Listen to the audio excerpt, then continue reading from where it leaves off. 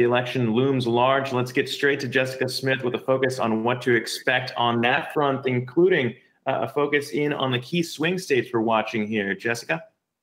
Yeah, both President Trump and former Vice President Joe Biden are trying to secure those swing state votes that they need. Those votes could make or break their bids for the White House.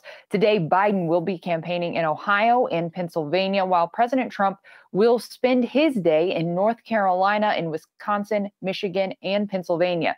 The vice presidential candidates will also spend some time in Pennsylvania today. So clearly that state is very important to both campaigns. A new Monmouth poll has Biden with a 5 to 7 point lead over President Trump in Pennsylvania. It's a 5-point lead in a low voter turnout scenario, a 7-point lead if there is a high voter turnout. Now, that is a more narrow lead than the former vice president held during that same poll last month.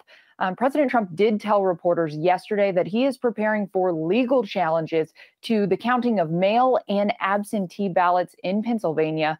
Let's watch.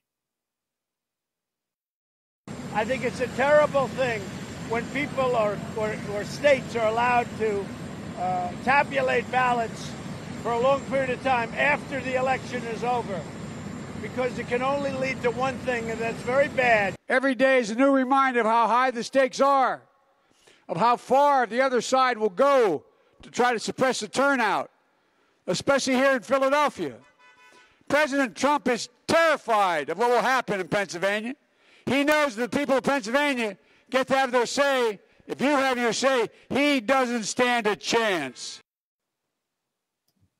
The Pennsylvania AG did respond to President Trump on Twitter, saying that the election isn't over until all the votes are counted. He also said that he is ready to take on the president in court if necessary. It is important to note that we might not know who officially won tomorrow night, but that is not illegal. That is perfectly legal. It's not unusual to keep counting and certifying those votes after the clock strikes midnight on election night. More people are voting by mail this year because of the pandemic, and those votes do take time to count. And the initial results could shift through the night depending on when mail-in ballots are counted.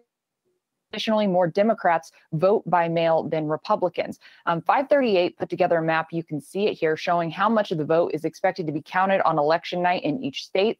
The darker states on the map will have most of their results by tomorrow night, while the lighter will only have some of their results. So again, it could take some time for us to see exactly what happened here, but that is expected. It is standard procedure in this election.